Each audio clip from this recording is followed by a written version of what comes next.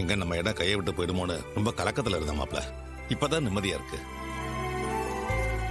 மாமா, ரிஜிஸ்டர் ஆபீஸ்ல நம்ம சின்னத்தையோட சேர்ந்து அந்த சிவனாண்டிய சித்தப்பனை எப்படியாச்சும் இடத்த வாங்கிடலான்னு வந்திருந்தானுங்க.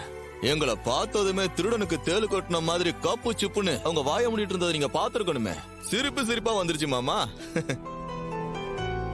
சித்தி இங்க இருந்துகிட்டே நமக்கு எதிரா எல்லா வேலையும் செய்யறாங்க. ஆனா அம்மா கிட்ட சொன்னா அவங்க எதையுமே நம்ப மாட்டேங்கிறாங்க. அப்பா, நான் தெரியாம தான் கேக்குறேன். நம்ம குடும்பத்து மேல ஏன் சித்திக்கு அவ்வளவு வன்மோ? சித்தி அம்மா தங்கச்சி மாதிரி இல்ல, ஒரு பொண்ணு மாதிரி தானே பாத்துக்கிறாங்க. அப்புறம் ஏன் அம்மா மேல அவங்களுக்கு இவ்ளோ வெறுப்பு? அது ஒண்ணும் இல்லம்மா. ஊருக்குள்ள ஈஸ்வரிக்குள்ள மதிப்பும் மரியாதையும் அவ புருஷனுக்கு இல்ல, அந்த பொறாமை. அது மட்டும் இல்லாம எங்க போனாலும் ஈஸ்வரிக்கு தான் மரியாதை கொடுக்கறாங்க.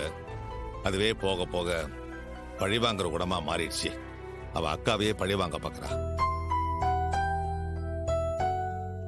அதோட அவ புருஷனை பிரிஞ்சிருக்கிறதுக்கும் ஈஸ்வரி தான் காரணம் நினைக்கிறா. இதெல்லாம் ஈஸ்வரிக்கு என்னைக்குதான் புரிய போதோ தெரியல. இன்னும் அவளை நல்லவன் நம்பிக்கிட்டு இருக்கா. கண்டிப்பா ஒரு நாள் புரிஞ்சுப்பாங்க மாமா. சகல, எப்படியே இடத்து பிரச்சனை முடிஞ்சிச்சு. இனிமே எல்லா வேலையும் நாம ஆரம்பிச்சிட வேண்டியதான். ஆமா, டைம் கம்மியா தான் இருக்கு. எல்லா வேலையும் சீக்கிரம் செஞ்சாதான் செல்லத்திறப்பு விழாவை மினிஸ்டர் கையால செய்ய முடியும்.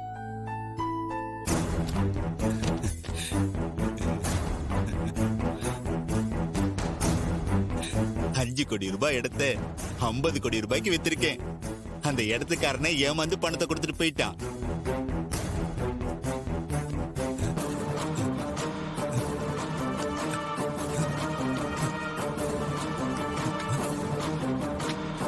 என்ன அடியில எல்லாம் வெறும் பேப்பரா இருக்கு. என்னை ஏமாத்திட்டானே. அவன் என்ன நல்லா ஏமாத்திட்டான். அவனை சும்மா விடக்கூடாது.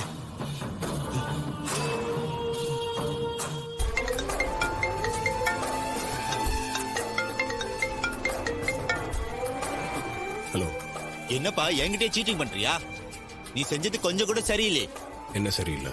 என்ன ஒண்ணும் தெரியாத மாதிரி கேக்குறேன். 50 கோடி ரூபாய் பணம் தரேன்னு சொல்லிட்டு கீழே பார்த்தா வெறும் வெத்து பேப்பரா இருக்கு.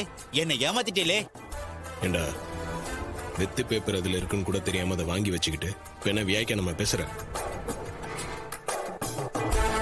நான் 5 கோடி ரூபாய்க்கு உன் அப்பா கிட்ட என் லேண்ட அடமானம் வச்சேன். அதை நீ 50 கோடி ரூபாய்க்கு விற்க பார்த்தல, அதுக்கு பேர் என்னடா? உனக்கு நியாயமா சேர வேண்டிய 5 கோடி ரூபாய் பணம், அதுக்கான வட்டி எல்லாம் சேர்த்து அதுல இருக்கு.